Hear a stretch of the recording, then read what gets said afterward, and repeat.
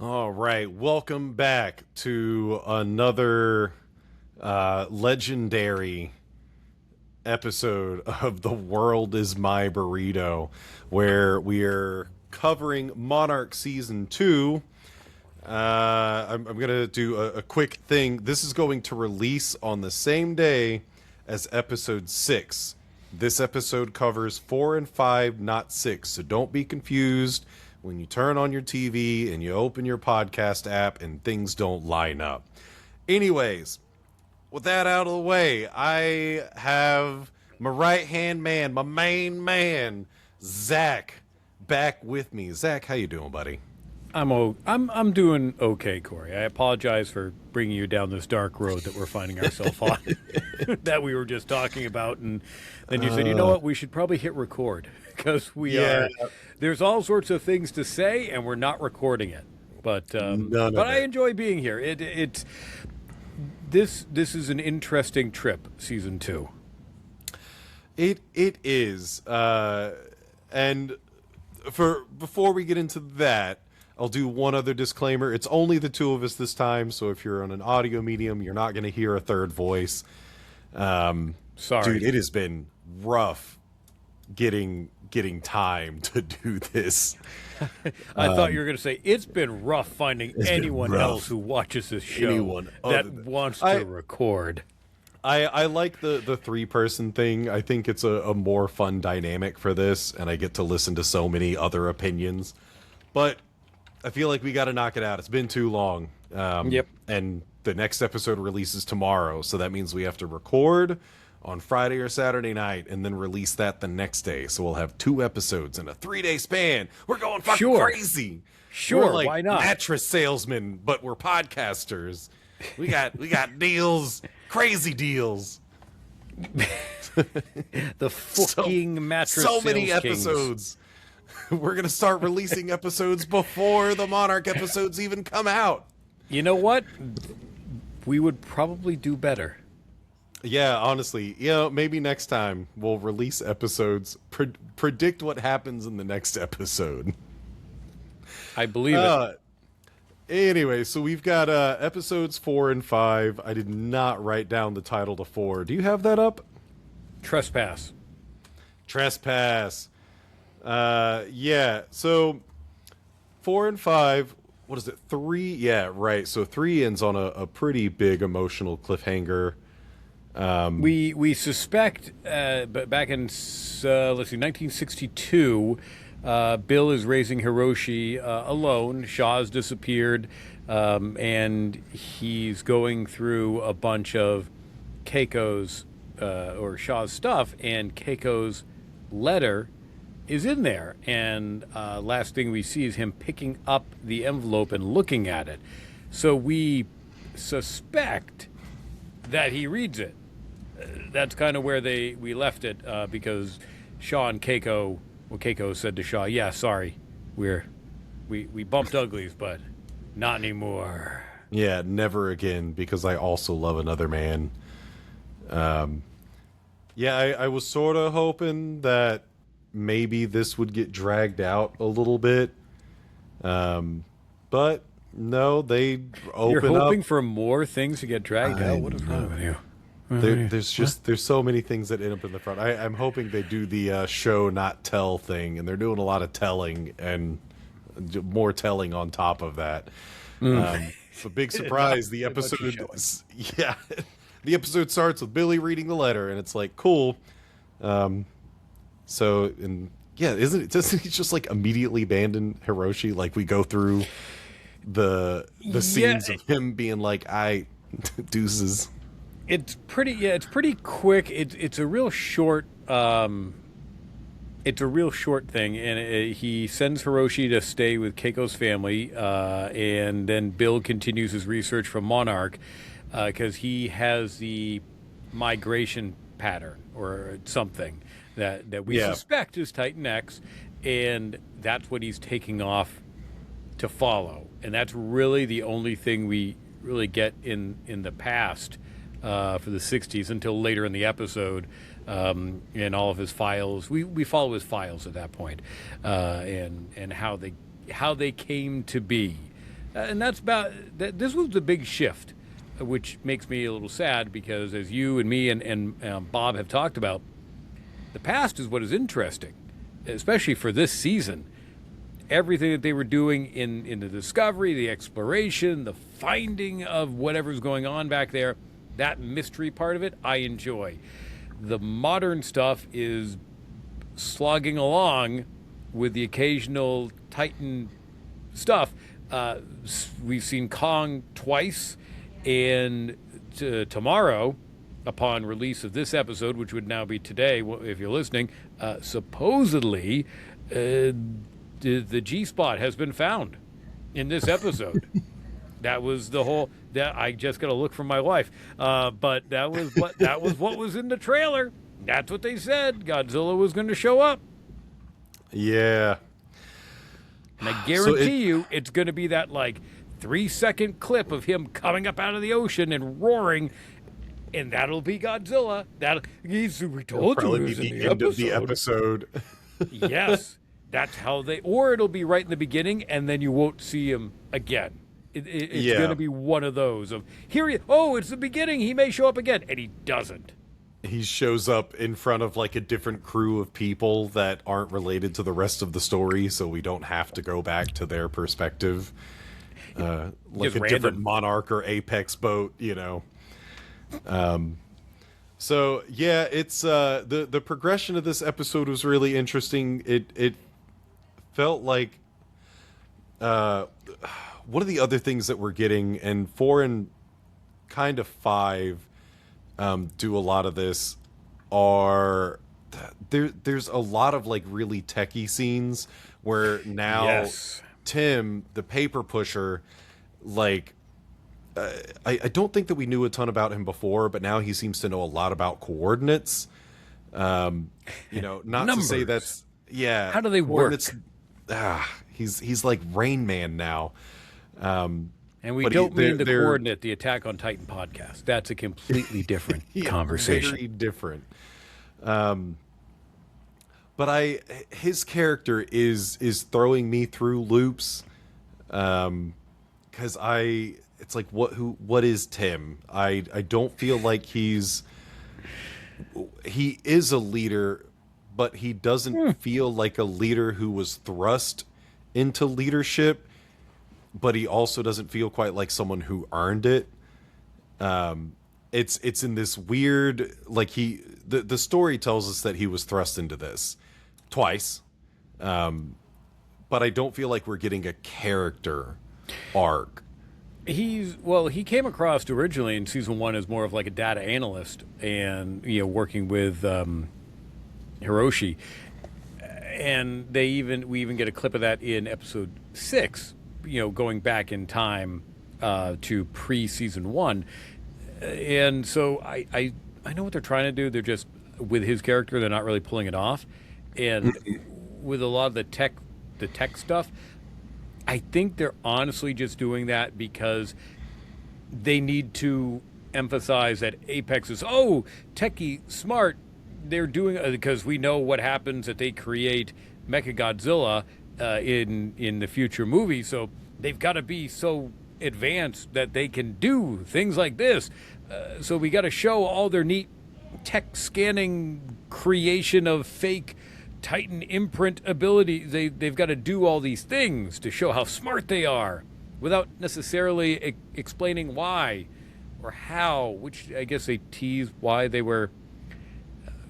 fake a Titan signature. But at the exact same time, so they wouldn't be bothered by anyone.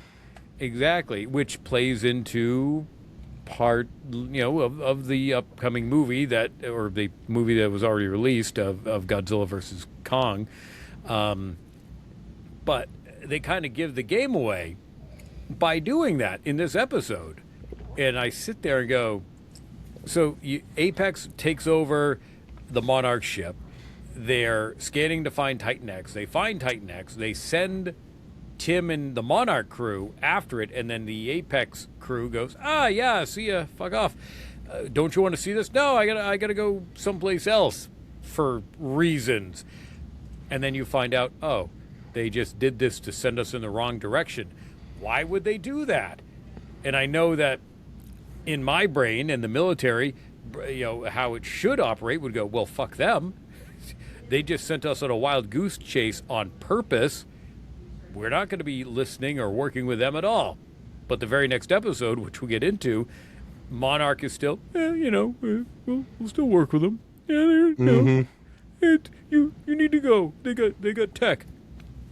Their tech was either wrong or they fucked with us. So the writing this season, not that the writing in season 1 was exquisite, but the writing this season is I'm not a writer, but I'm poking a lot of holes in it. And I know writers that are just, I'm sure, having their face in their hands going, why are you doing this? The whole, and I mean, this does lead into, I can't remember if that's 4 or 5 now, but when he tells, when Tim tells his supervisor about what happened, I'm pretty sure that's 5 because I just rewatched that. Yes. Yeah. So, and I mean, I guess we can kind of do both since we get to see this a little bit more of Tim's character, not necessarily arc.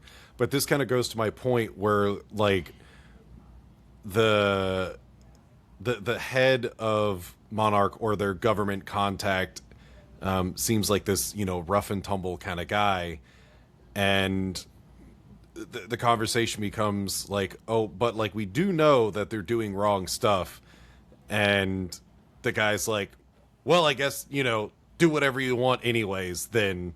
And it doesn't feel very like government official at that point. It's like, darn. And like all of the characters seem to switch to what is needed in that moment. Mm-hmm. So the characters don't feel like they have an arc or a linear, like I would much rather have a one-dimensional character than someone who's, multi-dimensional, because it's like, well, in this scene you need to be a jerk, but in this scene you need to be nice, but in the next scene you need to be a jerk again, but it doesn't kind of fit their character. Yeah, we're sticking with Apex because they have money.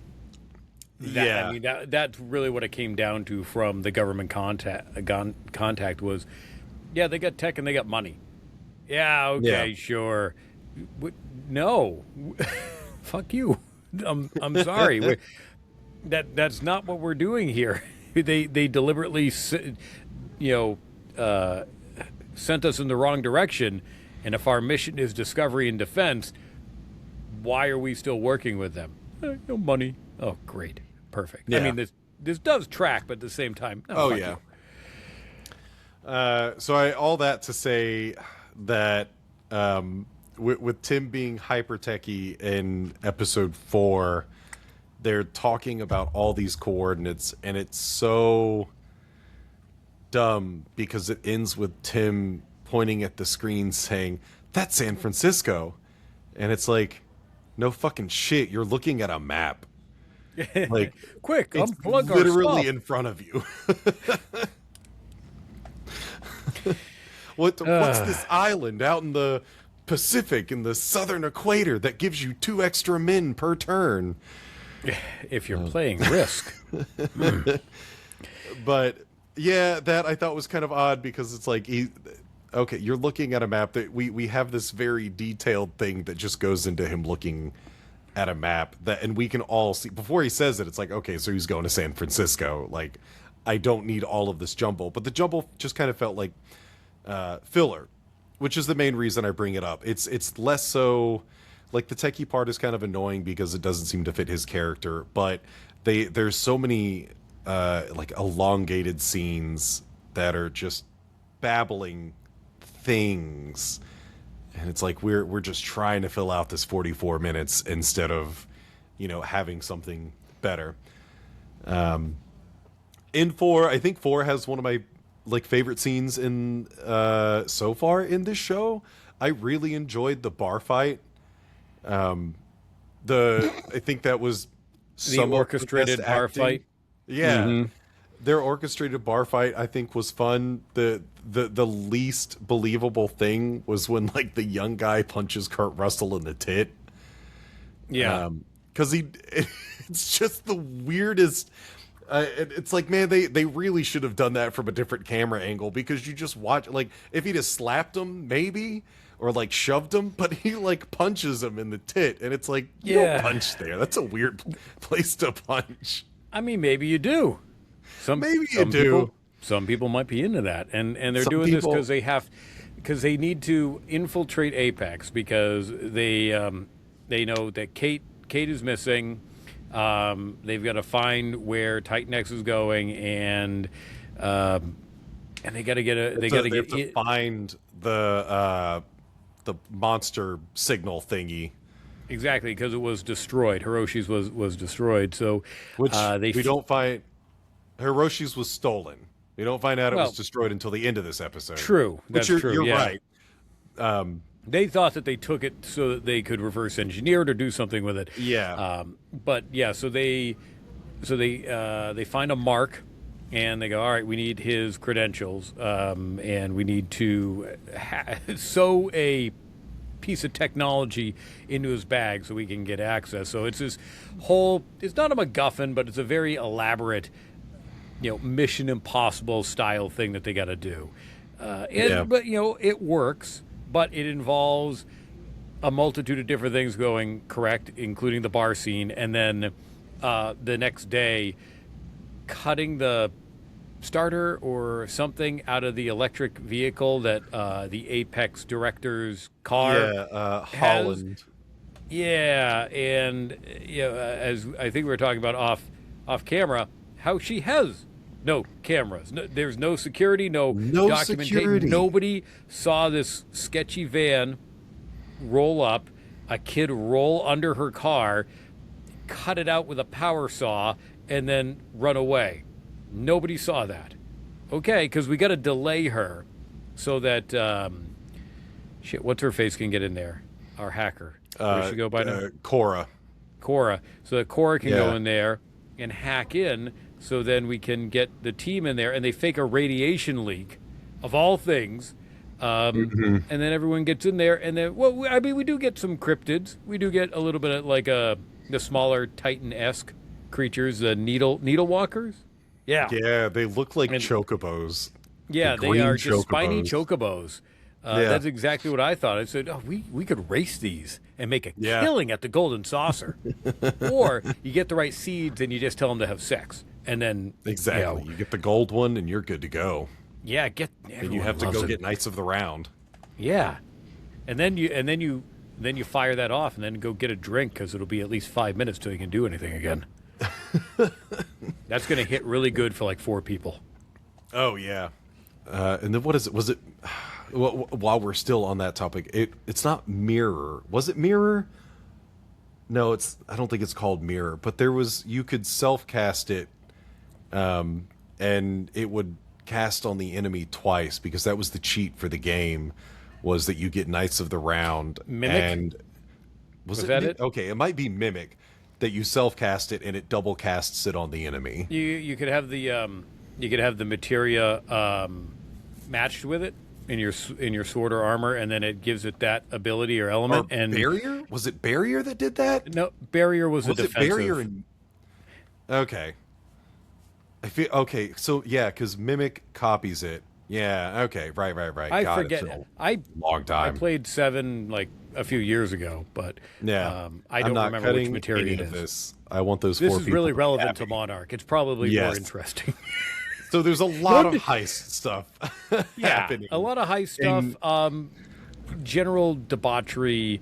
Everyone's in different teams, but ultimately the infiltration fails for the most part. They can't get to where they really need to get to. They do find out that Hiroshi's machine is destroyed, and then everybody decides, no, not everyone's going their separate ways, but because Cora goes with Apex, and then conveniently Kate shows up the same day, like that night. Yes, Kate had a side probably story an hour later. Yeah, she had a side story that was going on. So Shaw and the crew find all of Bill's old stuff, and it's confirmed about the migration pattern. So then they take that. Kate's character finally gets out of her PTSD that she's been in because she's been struggling with the kids that she lost on the bridge, which is a real traumatic experience that has come up again. But there is the positive side is a parent of one of the students from that day sees her, and initially you're like, oh, she's the parent of one of the kids that she lost. No, she's a parent of one of the kids that Kate saved. That survived. And the kid survived and thanks her. And it's like, if you hadn't have done that, I wouldn't be here. And Kate goes, well, I didn't do enough. I didn't save everybody. But they essentially say, no, maybe not, but you did something. Other people ran. You still did something, and that matters. Yeah. And that was, I guess, the spark that she why needed. I had that line. I wrote it down. You could have run, but you did something. Exactly. And so instead of running like she's been doing, that's what, then she changes and goes, all right, well, instead of running like I am, I'm going to go do something, which then leads to a difficult conversation with her mom. And then she takes off to go find her friends and reunite so that she can do something. Yeah. So the main thing that we learn from this episode, again, still on episode 4. What is it that Apex wants to do, Corey? What do they want to do? Yeah, they want to do our suggestion from the get-go. They want to do mind control. Yes. But we were talking about telepathic communications. But mind control was, oh God, Heisei, that was that Space Godzilla? Man, I am blanking hard right now. In Godzilla, they've done that before. Yeah. Space Godzilla. Yeah, so they were able to do it with Junior. What's her face had a lot easier time connecting with him.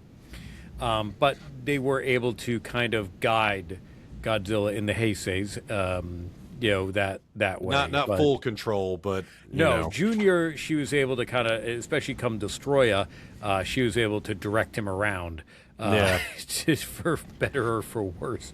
That's how they utilize that. But this is a implant that they want to attach to a Titan so that they can control it, similar to what we're going to see in Godzilla versus Kong when they create Mechagodzilla and using Ghidorah's severed head and trying to it's kind of the early adaptation before it evolves into that, and we see it used on a tiny little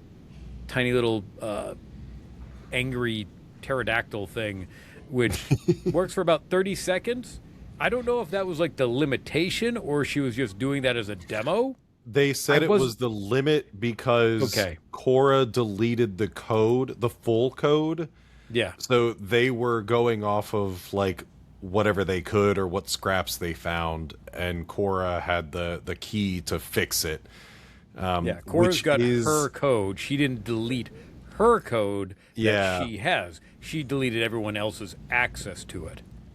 Yeah, and it is interesting because she never proves that it would work anyways. So there's no point not in this episode, not in 5, where she proves that she can indefinitely control one of the I forgot what they're called. Really anything. Yeah, the little creatures. But that little bitty guy that was in there. So, they want to do mind control, and at first I thought this would be kind of interesting because my thought was really the first thought was, how the hell are you going to get this thing into Titan X's spine, to connect with the brain, because there's not really, that's not really a thing, they do that in Godzilla where they're able to kind of get it in a good area because what is it? That was different though. That was literally telepathic control, telepathic suggestion. So it was emitting a signal. And they put it into his neck, and then at the end of the movie, she removes it telepathically, telekinetically. But in this, it's explained in the next episode, but like the neck is just where it happened to be in the tiny guy, but it can just go anywhere. Apparently. Like, interesting choice. We'll get to that in a second. So episode 4, really just a lot of heist stuff. Bob, I am very interested in your opinion because I have He's been sharing stuff on notes. the Discord so far. Oh yeah, I have 2 notes that that stand out, and one of them is so many binoculars, and 2 notes down from that is, are we seeing too many maps? There is a lot of maps. There's a lot of maps in that episode, and I feel like people are just pulling out binoculars for any reason, just if you can, any excuse. They're looking across the poop deck with binoculars. Yeah, you gotta. Hey, look, you got a pair. Whip it out. Take a look. That's all. I know. I kind of want a nice pair of binoculars and go bird watching. You know. Yeah, that's what you call it. That's what Marty McFly's dad was doing. He was bird watching. Exactly. All right, so episode 5 is Furusato, and I kind of knew this one starts out with Hiroshi on the phone with his daughter, and from context, I already knew what was going on. I was like, I know he's in the hospital. I know he's there for the birth of his son. Yeah, this is in the 90s when Kate is, in elementary school. Yeah, the kind of flashback, the flash not as far back. The halfback. Yeah, the halfback. Not in football. Yeah. And so at the very end, so at the end of 3, Bill finds a letter, and it starts with, the results of that. At the end of 4, Hiroshi finds the same letter. I find this to be kind of interesting. He's actually reading it at the end of the episode when he looks at his mom. Yeah. Well, because he sees it, and the episode just kind of keeps going. I thought it would stop right there. But one of the interesting things is it's the how would he be so familiar with his mom's handwriting to be like, oh, what letter did my mom write to Lee? I also think it's kind of weird that he would read it. I get why Bill would read it, because Bill would know his wife's handwriting. Mm-hmm. I just think it's kind of interesting that Hiroshi would be the one to pull that out. We had to create that dynamic of, Hiroshi loving 2 women and his mom loving 2 men, and you had to create connection. Exactly. So we had to do that. That would be a love, a double love triangle. So is that like a love sextangle? It's a diamond, depending on how you put it together. Yeah. A love stop sign. That's 8 points, though. Six diamond. So, yeah, he reads that, and then there's a lot of very manufactured drama. This is the perfect time to have it, too. Yeah. Because my first note was that I knew that he was in the hospital waiting for his son. My second note was, I hate that this is necessary, because the show has worked its way to this point with everyone cheating on everyone, and it's like, it might have been better off if it was only Hiroshi. I get why they go through the angle of his mom having a one-time fling with Lee as like the relevant thing. If you're listening to this episode, you've already seen how it ends. I hate that Hiroshi dies in this episode, because this is not development. He never really comes to terms with anything, and then he's dead. But none of it feels like when he dies. I'm like, well, I kind of knew he was gonna die because of the scenario of which he died in, but it doesn't. I don't feel like he got his full arc. I don't feel like there was any type of a closure, and there was a lot of talking in this episode, and it's like, dude, this is hard. This is the therapy episode. Is my 4th note on this. There was a lot here as we're again. It's like We've got to get. We know at the end of last episode that they got to head back to Santa. Was it Soledad? Is that how you say it? Oh yeah, I think Santa Soledad. Yeah. So that's where we saw in the past when Titan X first appeared in the fishing village. So we know we got to go back there. So this was without the help of what's her face, May. Yeah. Yeah. May pretty much is on with Apex and not really communicating with Shaw and everybody else. So they're on their way there. We got drama back and forth with parents and children and grandkids. And then we find out that, okay, yeah, Apex has pretty much taken over the fishing village. We also find out that Bill was following the migration pattern because when Shaw and the team get back down there, they see this random concrete building in the jungle, and I forget who says it, but After 60 years, there is still a sheet of paper that is in. yeah, It's like a drawing or something. yeah. So they look at it from the jungle side, and I forget who says it, but they go, "Oh, that looks like one of ours." How? How would you know this is concrete building? I know it doesn't look like the fishing village, but how would you know that's one of yours? And then you get around the other side where the door is, and then it's Monarch Outpost 18, I think. There's just this little building, whatever, that's sitting there, and they go inside, and yeah, it's like a single desk, a bed, a lamp, some documentation, and then there is a Godzilla drawing that apparently Hiroshi did as a kid, which I believe, even though he never saw Godzilla, he was trying to make sense of why his mom disappeared and why Uncle Shaw disappeared, because it was for these titans that existed, and that proved, oh, Bill did return, trying to watch the migratory pattern, and Monarch was there for a decade, and they left a few years before Titan X would have returned, which is every 15, Did they say 15 years? I think that's what they said, that it does this migration, disappears, and then comes back for 15, every 15 years.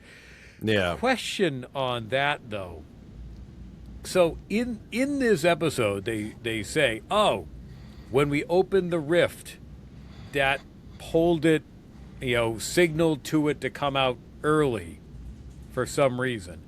So then it becomes, okay, can Titan X not open the rift by itself? Like Godzilla apparently can go through here and there and everywhere as needed, as we see in some of the future films. Why would that signal to Titan X of, oh, it's time to wake up and go? And why didn't that happen 15 minutes before? Because if we think back to episode 1, every other time that Godzilla was in there. At the end of season 1, Godzilla comes in, fights the Ion Dragon. the Ion Dragon. Everyone escapes but Shaw. But then in Shaw's time, it's only like 15 minutes. And then they send the the little orbital ball back to get him. Why didn't Titan X wake up and go, oh, it's time for me to go the first time? Well, it's because we didn't know what the hell we were doing in season 1. That's why, and this is just a clever way of hoping that you don't think of that. That's like the one logic thing that it's like, I'll let it go because they probably didn't have this in mind. Mm-hmm. It's like a separate story that is made to connect to the previous story, like forced to connect. Don't use the excuse of the thing that just happened 15 minutes earlier as the reason why the thing is happening, because it should have happened 15 minutes earlier.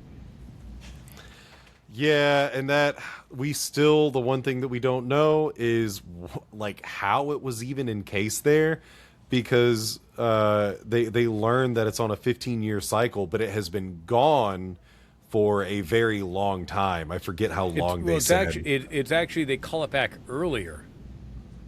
So that was the thing.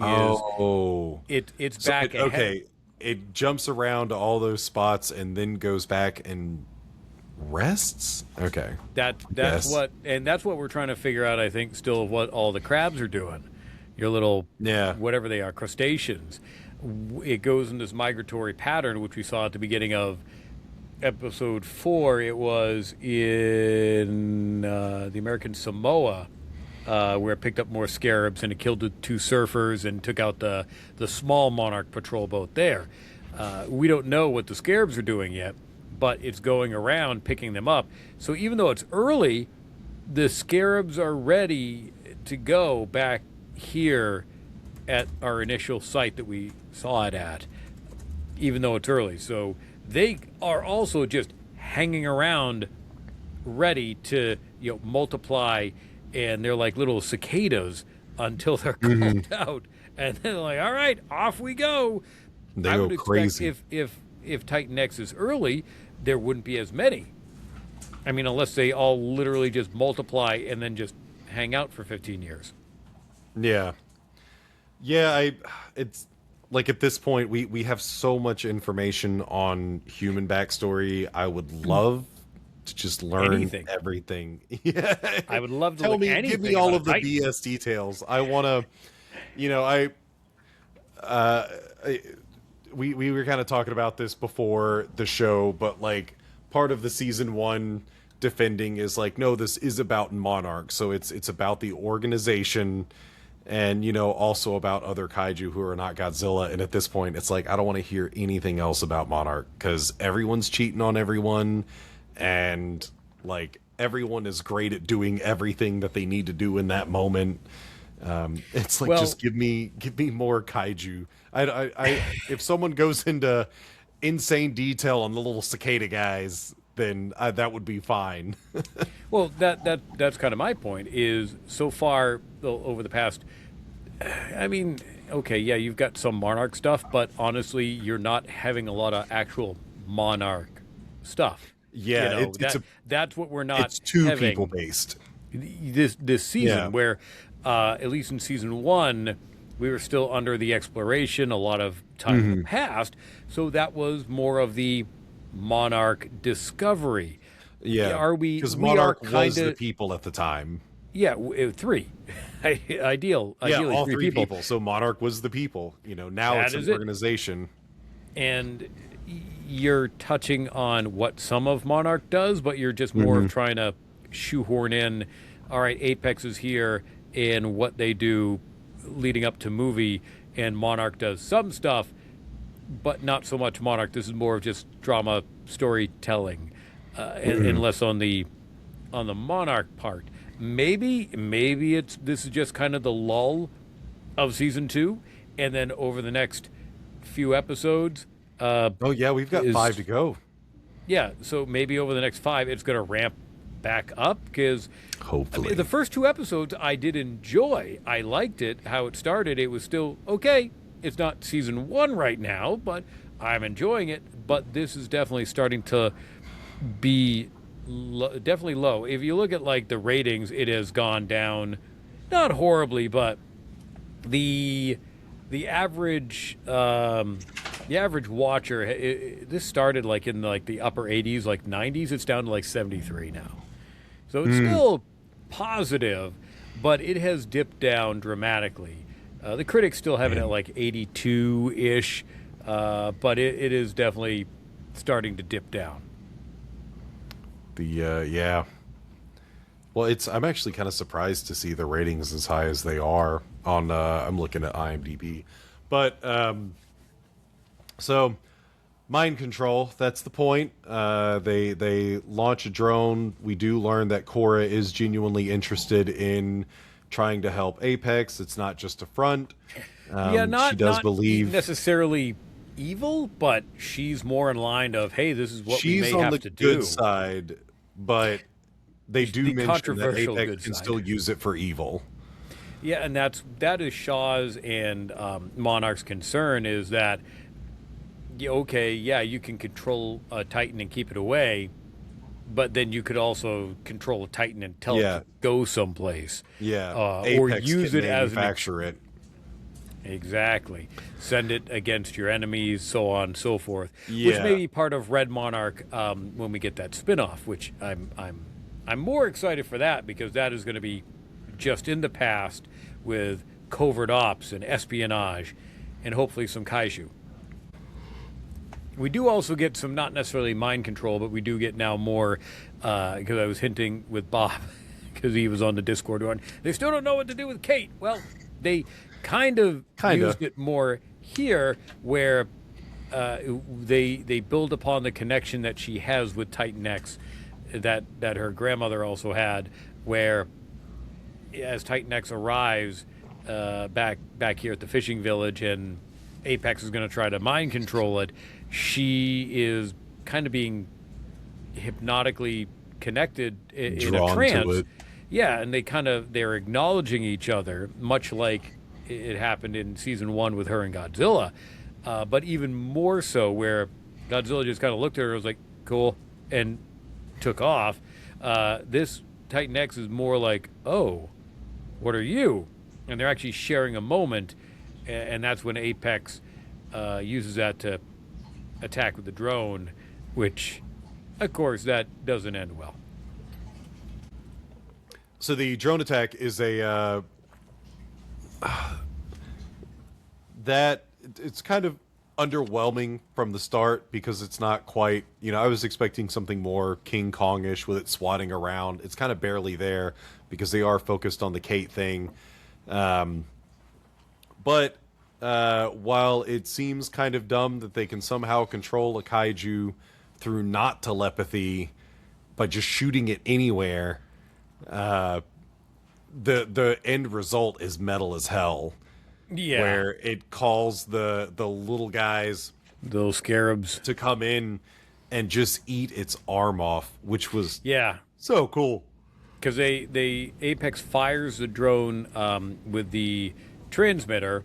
They aim at the head of Titan X, but Titan X sees the drone and brings its tentacle up at the last moment, and it hits the tentacle, and then the scarab, like, it starts to look like it's going to work. That it's starting to take over the body, all the synapses, the nervous system, and going into this, I think May was saying, like, it may not be ready. I need more time, and they were rushing. Yeah, and Brenda's like, nope, we got to do it, and May had even Jason is the one who was rushing her. Yeah. And he's like, no, we got to do it, and you don't have enough time, whatever, you'll be fine. And it starts to work, and then it fails because, the code isn't good enough. It was never tested on anything this big. You tested a small bird, essentially, and now you've got a building that you're trying to take over, and it starts to backfire, and then the scarabs tentatively have multiple brains. Yeah, which could, Godzilla, depending on which version you watch, has multiple brains. That was a major plot device in in the Heisei Mechagodzilla film. Sever the connection. Cut and so these scarabs cut off the end of the tentacle, and Titan X goes, well, fuck this, and as soon as it's failing, Apex is like, oh god, we gotta leave, and Titan X just goes ham on the little fishing village in Apex and then takes off. But also, of course, Shaw's injured by the scarabs. Kate is saved by her dad, but Hiroshi gets wounded and dies. But Monarch at this point knows where everybody is, but can't get there in time because Titan X actually beelines right by them, hits them, and continues going. So by the time they arrive, they've missed everything, but they're there for the cleanup of Apex and to see that Hiroshi dies. It's a good thing they had so many maps so that they could find them. And God! If only we could push this boat. If only push this boat to 110%. Oh man. So the Hiroshi dies. I think that's the best acting in that episode, but it does not work. I know Titan X did some pretty good acting. It looked like he was pretty good acting. I really believe that he was my tentacle. had a psychic connection with Kate. Yeah. So one of the most important things, details in this episode, I feel, is Jason Trissop stealing the data. Yeah, When right when everything's all going the to shit, hell's going down. Yep. we see him take the data. So now, whether, like, always on the side of positivity, hopefully they do something smart with this, because I think that's kind of cool that one of their own is like, well, they're fucked, I'm going to take the data and go somewhere else. It's a very, like, oh man, Jurassic Park, Nedry, there we go, Dennis Nedry, yeah. Nedry. Steal the shit, drive off. So is he working for another company? Is there another company, or is there a higher up at Apex that is like, well, I want a backup plan in case Holland's plans go to shit? Oh, I bet there's, first of all, I bet there's investors. So I bet you do have, even though you may have, people in charge of Apex, there's always there's a shadow controller or controllers someplace, much like Yeah. Monarch. You've got a deputy director. There's still people above that deputy director, because we know Apex is going to use this in a movie. You can't have Monarch have it. Even if they do have it, you need a version of it still out there so that it can be manipulated without without any of these characters, because it happens, in the movie without any of them. So it has to survive. It has to go someplace. Whether we see it again or not, I don't know. Whether Yeah. they continue to show that they take it and play around with it, or we just know that eventually is what leads into helping to create Mecha Godzilla. So I think the final point that I want to bring up, and this is also something that we spoke about, this is actually why we hit record. Jason stealing the data, among a couple of other things that have happened. But Jason stealing the data is the first thing that makes me realize this whole season feels like early Heisei. Namely, Godzilla vs. Biollante and Godzilla vs. King Ghidorah. That's 89 and 91, I think, in Japan. One had another tentacle monster there. Yeah, the other tentacle monster that we're talking about. So a couple of things, like, speaking of tentacle monsters, there was a kind of Biollante-esque creature in episode 4. That was where they make the joke about maybe we shouldn't release every kaiju they're holding. Because it's this grassy... That was a vine strangler. Vine strangler. Yep, sounds Vine very strangler. Biollante-esque to me. Yeah. But with him stealing the data, that was a big point in Biollante, was the 007 stand-in that was doing the corporate espionage, like stealing the... what was it? And that one, it was the serum, I think he was stealing. Either way, so...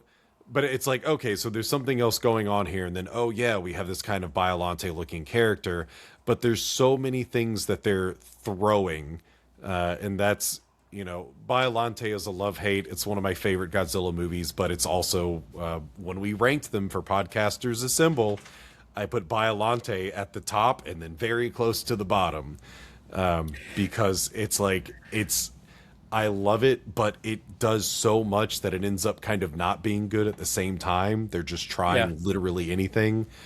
And King Ghidorah does the same thing. And I realize that's a lot of my feelings and complaints towards this season kind of feel like that, where it's like, just pick a thing and stick with it. Like, there's too much happening.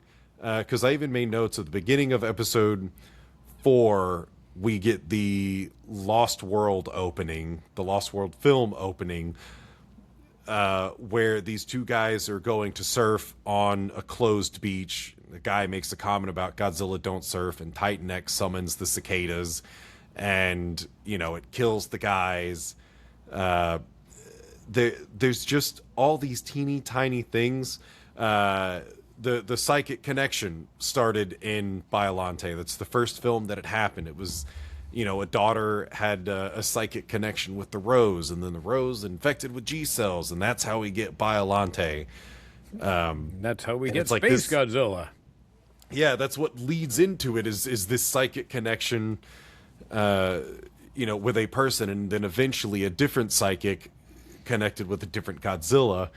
So it's like, okay, they're just throwing all these things, all these film references, with having this very kind of Lost World-esque feeling opening. I'm trying to think now. I probably haven't made note of so many things because I'm so used to seeing other pop culture references. Obviously, they mentioned Goonies 2 a lot, but there's so many hacking scenes, like even just quickly scanning. There's a lot of like hacking, and it feels like, okay, are we trying to be, the Matrix right now?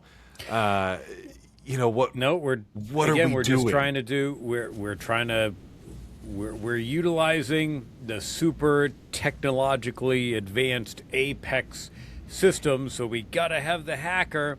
Again, they're just trying to drive home that Apex is this great, big, powerful tech company because of how they're able to create a giant robot fighting kaiju in however many years down the road. So you've got to, in order to do that, you have to have a super sophisticated company that can orchestrate that. So we're just going to continue to lean into that. Anything that is Apex related, that's going to be part of it every time.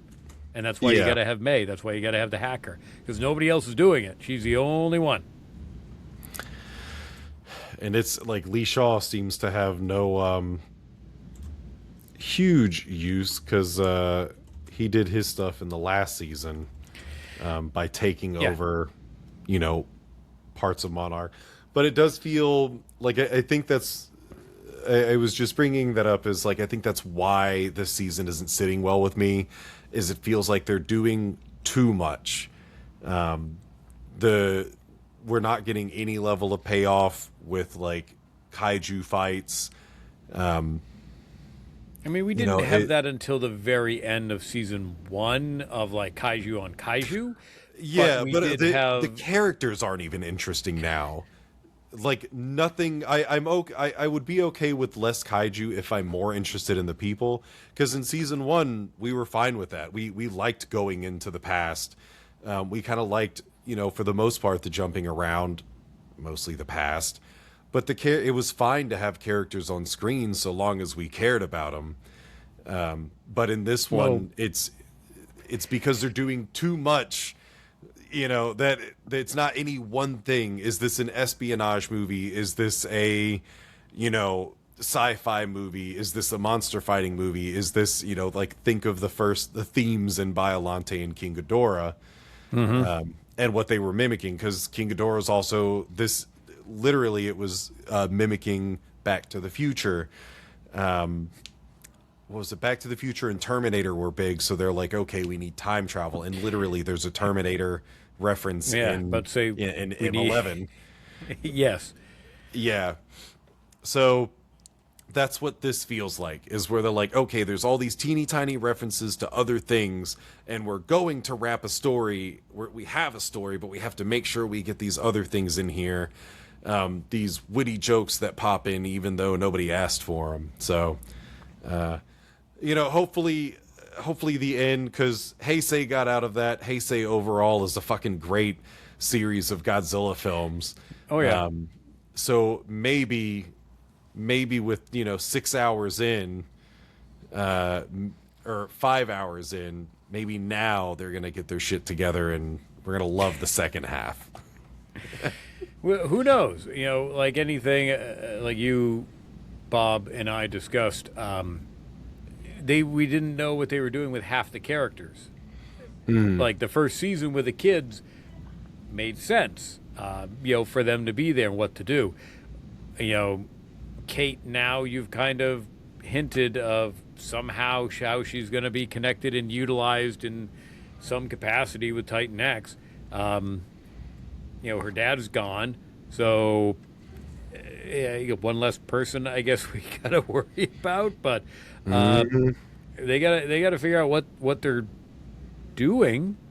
What Titan X is actually gonna do, because I mean, if it just goes on its fucking routine, it's just going to grab some scarabs and disappear. And really, if we're in what year? We're in 2017, so it did this in 2002, and everybody was fine with it.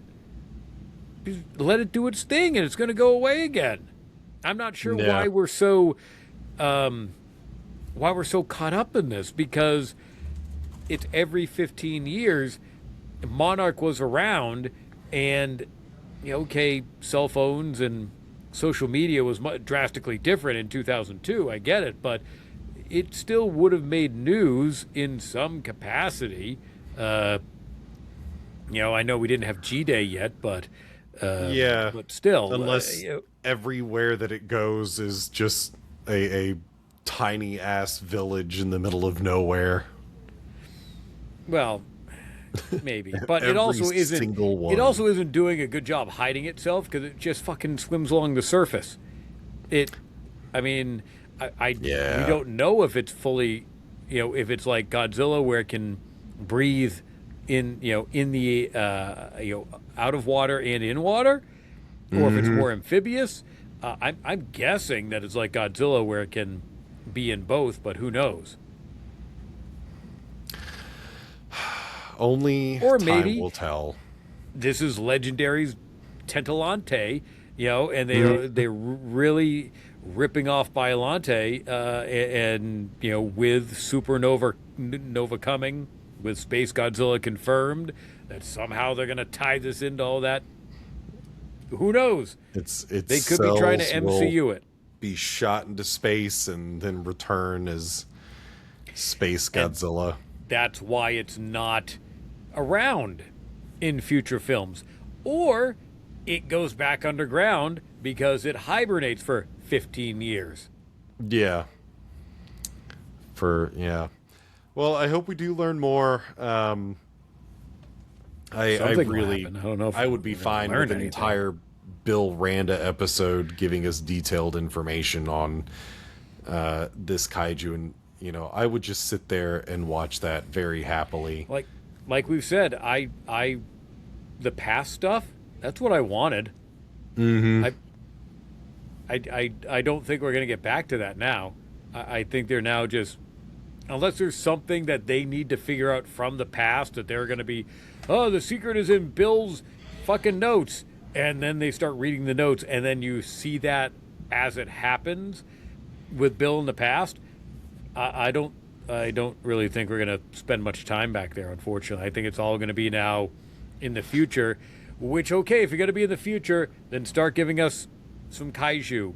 If, I know King of the Monsters hasn't happened yet, but Godzilla is still a notable titan that tries to bring balance to the world. But if Titan X also isn't to the force, if Titan X isn't threatening anything, then Godzilla isn't going to do anything. Yeah. The legendary Godzilla, when it's a Godzilla film, Godzilla only does stuff to make sure there's balance. If it's a Kong film, well, we need him to just fuck shit up, because you need a giant nuclear lizard running around doing shit. Yeah. It's so weird. It's all part of the same universe, but they're so drastically different depending on who your main kaiju is. They are. But so I think that's good enough for 4 and 5, because 5 was kind of devoid of a lot. It's supposed to be the most emotional episode. I watched it twice, and both times I just really wanted it to be over. We did also get the part of 2014 when Hiroshi was about to go see Emiko and Kentaro. And right before he goes in, Tim calls him. And he's like, "No, we found Bill's case from 1973. It's got all this stuff. I figured you would want to be here. Like, we could really figure this shit out." And that's when... So it was supposed to... is supposed to show that his character actually was trying. It wasn't a complete asshole, but it shows that he is an asshole because then he still doesn't choose his fucking family. He's like, oh, I still gotta go do my job. Okay, so that was great. That was good, but also kind of annoying because he doesn't like his dad. I mean, his dad left him, but I guess maybe, now we'll never know because he didn't live long enough to kind of enunciate anything, unless they just keep bringing him back to just keep talking about it. But, Zach, where can people find you if they want to listen to more of your beautiful voice? Nowhere. Don't do anything. Nowhere at all. You can usually find me over at the Neatcast, where Corey's been with us for the past 2 episodes. Corey and I did a solo episode because Mike was on vacation, and then Mike came back last week. So we're over there.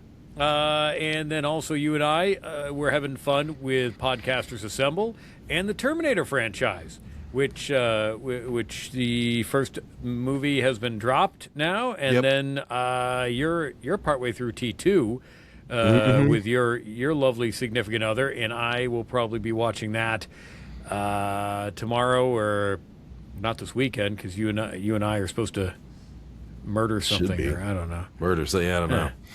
Shoot an alien. But I don't know. But yeah, I got to get my submission done for Terminator 2, so that's happening over at Podcasters Assemble. So that's what I'm doing. Yeah. It's great. So go check it out. I'll actually have a link in this episode. I'll probably go back and add it to some of the other ones for the reasonable podcatchers that actually update that information.